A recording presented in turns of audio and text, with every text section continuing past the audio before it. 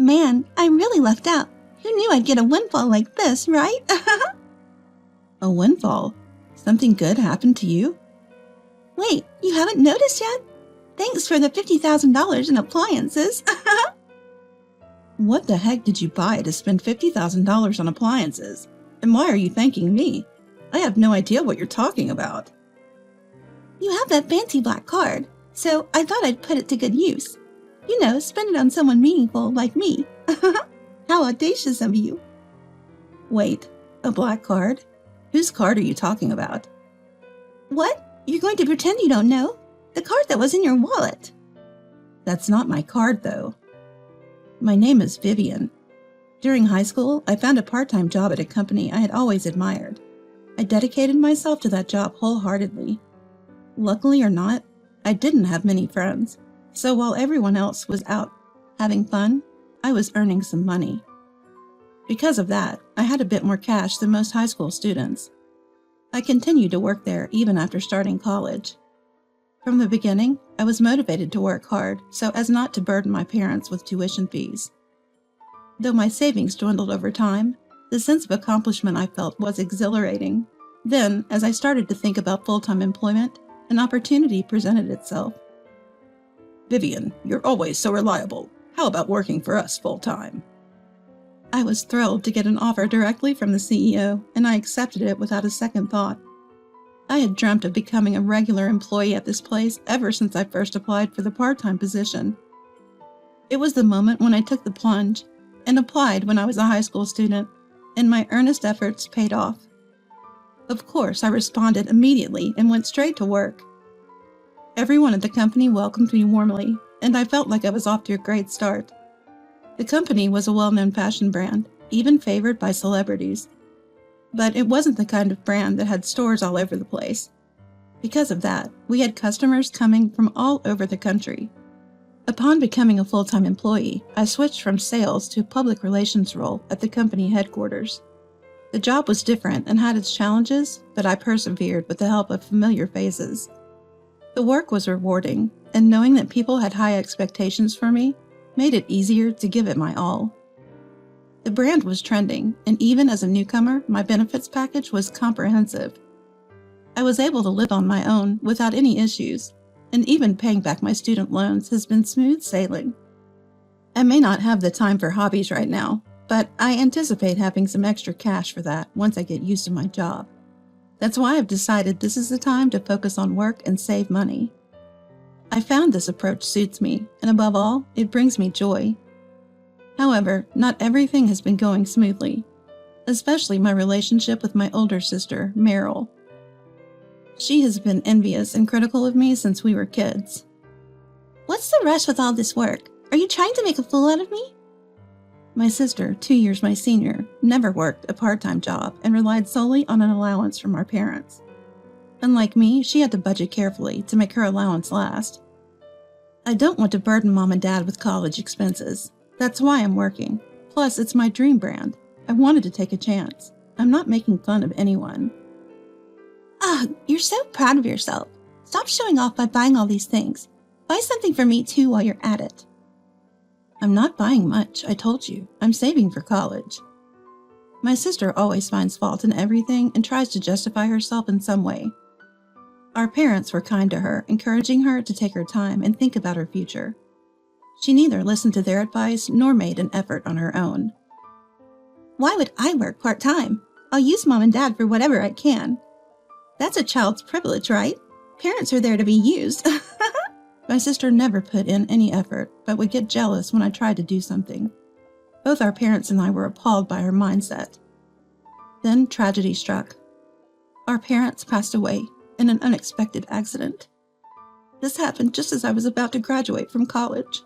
While I was consumed with grief, along with our grandparents, my sister seemed merely irritable. What's going to happen to my life now? Even in such times, my sister only thought about herself. After graduating high school, she had decided to work part-time. She had no plans for full-time employment and was essentially freeloading at our parents' house. Now it seemed she would have to work.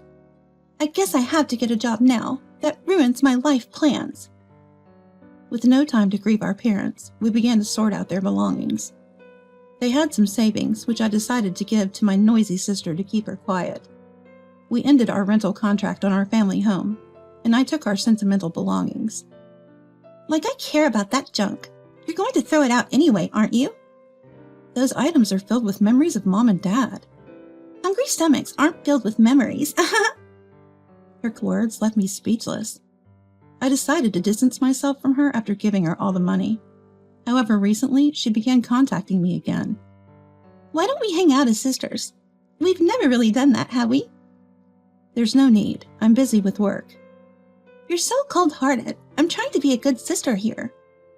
I don't need you to be a good sister. We're both adults now, and we should act like it. Ugh, you're so was the gist of our exchanges. I couldn't understand why she was so fixated on me. I wondered if she felt lonely after our parents passed. But she soon proved me wrong. Open the door now. I know you're off today. Eventually, she showed up at my door uninvited. Hey, what are you doing here? Just because I'm off doesn't mean you can just show up. I cleared my schedule for this, so you better appreciate it. My sister walked into the living room with an audacious and arrogant demeanor, plunking herself down and refusing to move. What's with the big bag? Going on a trip? I'm staying here for 2 nights starting today. Make sure you prepare the meals, okay? What? You just show up and plan to stay? What's the deal? I just told you. Let's spend some quality sister time together. What's not to like? I'm trying to bond with you here. She then immediately urged me to prepare lunch and started laughing loudly while watching TV. No matter how much I told her to leave, she wouldn't, so I had no choice but to put up with her. She complained no matter what I cooked. Can't you serve me something more spectacular? A sandwich for someone as magnificent as me? If you have complaints, you don't have to eat. Reluctantly, my sister picked at the food, mumbling under her breath. Why is she even doing this? This was a miserable time for me. On the second night, I noticed she seemed happier than usual before going to bed. What's up? You've been grinning. It's kind of creepy. You'll see. You'll thank me later. What are you planning? This is scary. The next morning, still in high spirits, she left my house. Then the day after, she called me. You got a promotion and started making more money, so you have a black card now, right? Thanks to you, I could use some sister privileges. What? What black card are you talking about? Turns out I got some unexpected income. Lucky me. What are you talking about? Didn't you notice? Thanks for the $50,000 in electronics. What? How do you even spend that much on electronics? I have no idea what you're talking about. Because you have a black card, I thought I'd use it. Who better to use it than your wonderful sister? Whose card are you talking about? Don't pretend you don't know. I took it from your wallet. That's not my card. What are you talking about? It was in your wallet, so it's yours. It's not mine. Did you touch a black high-end brand wallet? My sister told me she had rummaged through my stuff while I was showering and took a black card from a high-end wallet. But that's not my card or my wallet. Turns out, I was holding on to some items for the CEO from a client meeting the day before. We both forgot to exchange belongings and decided to do it the next time we saw each other. Sis, that's the CEO's card. You seriously spent $50,000? So, stop lying. Do you think I could even have a black card? What are you gonna do? You've stolen it and deceived the credit card company too. Huh? You're the one who deceived me. I never claimed it was mine. You're the one who lied and used it. Do you even know the repercussions? My sister finally seemed to understand the gravity of the situation and started panicking. Make it look like you spent it. This is your fault for belittling me. I never belittled you. You created this mess. You always play by your rules and hardly work. Shut up. This is your fault. All the $50,000 worth of electronics are mine, and I'm not sharing. That's not even the point here. You're just jealous, aren't you? Never knew spending $50,000 could be this thrilling. Just handle it with the CEO, will you? With no resolution in sight, I had to explain everything to the CEO. I was ready for the worst, getting fired or demoted. But the CEO's reaction was unexpected. After listening to the story, The CEO seemed a little surprised at first, but remained calm. I'll handle it directly with your sister. Can you just stand back for a bit?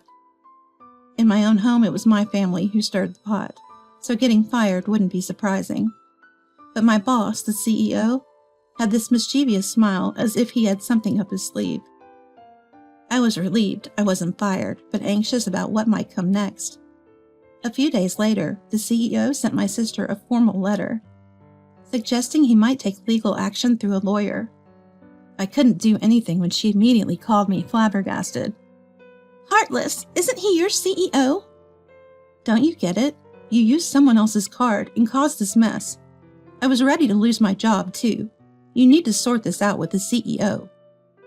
Luckily, the CEO wasn't seriously planning on suing her. He sent the letter to settle matters. If she agreed to a settlement, he would let it go smoothly with just a refund. I won't pay. It's your fault, so you should cover it.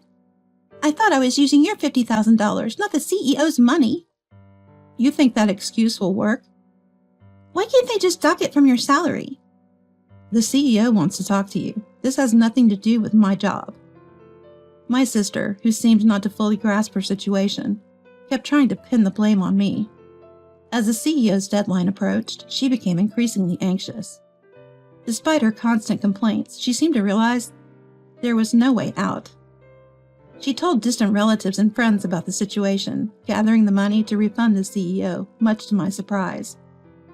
I was surprised that she managed to do it in about a week. The CEO accepted this as her paying back money she had borrowed, and didn't intend to escalate the matter. But after my sister openly discussed her situation, she started receiving cold glares from everyone around her. She hadn't saved a penny, squandered our parents' inheritance, and didn't have a stable job. Showing up to borrow money after racking up credit card debt only made her look worse. It seemed like she started contacting me regularly because her inheritance was running out and she needed a new host to mooch off of. She had been borrowing money from everyone, but still refused to work, and was now looking to borrow even more. You expect me to work? You make good money. You should take care of me, and while you're at it, pay back all the debt I owe people because of your CEO. I had lost all patience with my sister, who was still acting so arrogantly. I've already given you all the inheritance. I even let you stay over because you showed up unexpectedly. I can't let you push me around anymore. I'm cutting ties with you. I firmly said that and decided to block all communication from her. I moved and started a new life, committed to moving on. As for what happened to my sister, she continued her reckless behavior, leading to a miserable life. She was so stubborn about not working that she couldn't make ends meet and no one was willing to help her. She had to resort to borrowing just for living expenses from financial institutions. The amount kept piling up, reaching tens of thousands of dollars. Relatives and friends started demanding repayment, making her life incredibly tough. She couldn't even get job interviews due to her lack of employment history, and when she did, she was hardly ever hired because of her attitude. She's barely making ends meet through part-time work. As for me, thanks to my CEO's understanding, I've been able to continue my work without repercussions. I was the one who gave her access to the money, and I'm sorry for putting a strain on your family relationship, Vivian.